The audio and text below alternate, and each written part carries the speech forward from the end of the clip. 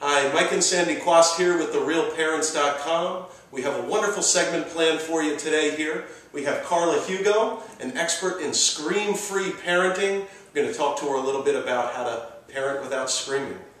How are you today, Carla? I'm doing great, Mike. Thank you. Great. Hi. So how did you actually hear about scream-free parenting? I heard about scream-free parenting when my husband, Darren, was working out at a local gym in town, and on the Today Show was the author of Scream-Free Parenting, Hal Runkle, and Darren was listening. He's like, "This sounds great, go home." You know, he came home and said, "Carla, you got to buy the book." So I bought the book, I read the book, and the book was totally in line with my coach approach, the way I work as a lifestyle coach with my clients, which is about taking great care of yourself. Before you can achieve your goals, you have to be in alignment with yourself. And this parenting book is about the parent, not about a technique to try to control your children.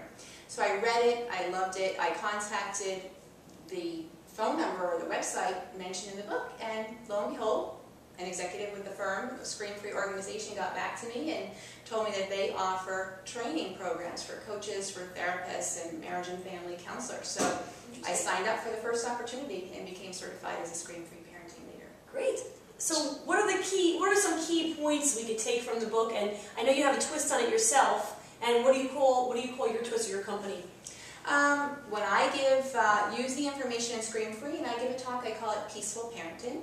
And the reason is that I love the tenets of the Scream-Free book, but I also incorporate some of my own ideas. And the Scream-Free organization is totally fine with that everybody brings forth the message through their own life experience, like we were talking about before. So the tenets that I really like to focus on, number one is emotional reactivity. So for each of us to take responsibility for our own emotions. It's very common that you hear parents say something, including myself, by the way, "You're driving me crazy," okay? Isn't that true? Yeah. "Don't make me pull over," okay? So, you know, when we let go of our own power over our own emotions, and we hand it over to the least emotionally mature people in our family, then we are being emotionally reactive, and we're not, you know, being the best parents that we can be. We're not modeling peace on earth. That begins at home. Right. So, emotional reactivity. And now, there's a few other key points that you said that are, you know, critical to, I guess, having a good backbone. Yes. So the other one would be self-care. The chapter in the book is putting your own oxygen mask on first. And we've all heard that as we travel, that before you take care of your young one or your elderly person sitting next to you, you have to put your own oxygen mask on. Take care of yourself first.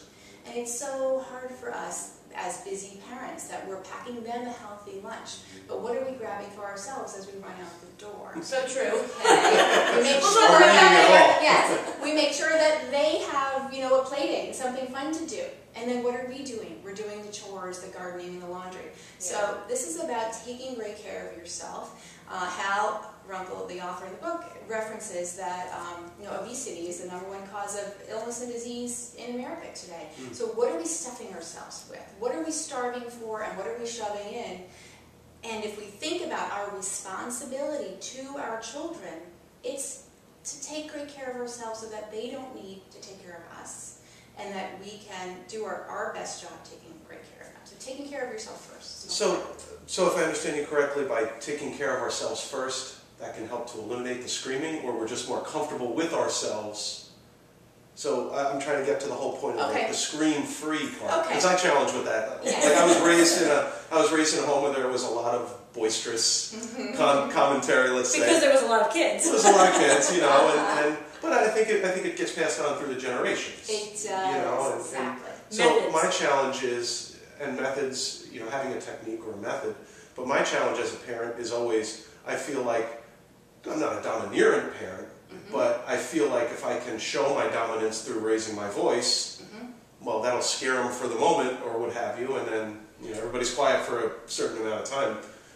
Do you have any suggestions or any take on what the book actually suggests for that? Sure.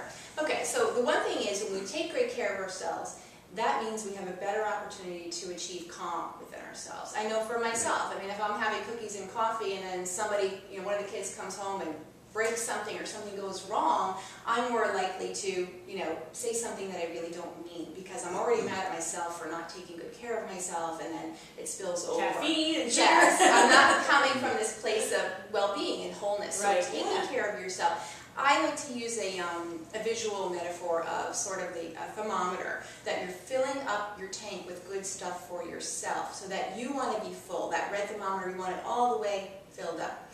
So then you have to give, you have from yourself to give because you're full. And that also, I know you have 3 children, I've got 2 children, 2 dogs, and we all have busy lifestyles, so this can be micro moments of self-care. This does not have to be a day at the spa or anything like that. It can be looking at the bird feeder until one lands, and just watching the bird eat. Right. And just having that moment of peace and calm and fueling yourself. So I'm all about baby steps.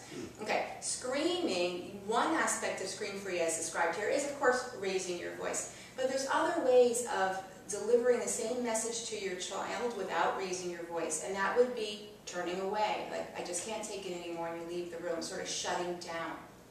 And then the third method, which I'm guilty of usually, is over-explaining.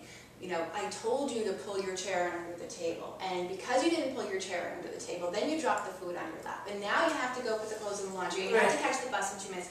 And so I over-explain. That's the same as if I screamed at him. Right. So those are the 3 things.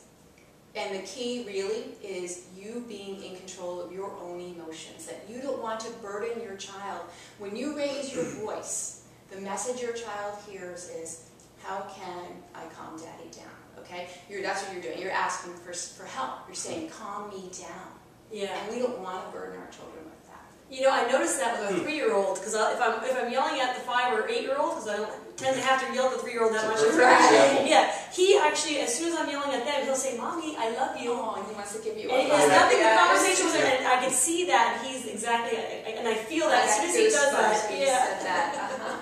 And he did it the other day. I was like, "Uh-oh!" Then all of a sudden, it's like a cue. Like this conversation was going in the wrong direction, and I need to step myself out of it. Take a little time for myself, ultimately. And actually, I did yesterday. I went to the spa, the actual spa. You did? Nice. The first professional massage in, I don't know, a long time, right? Yeah, I don't get paid.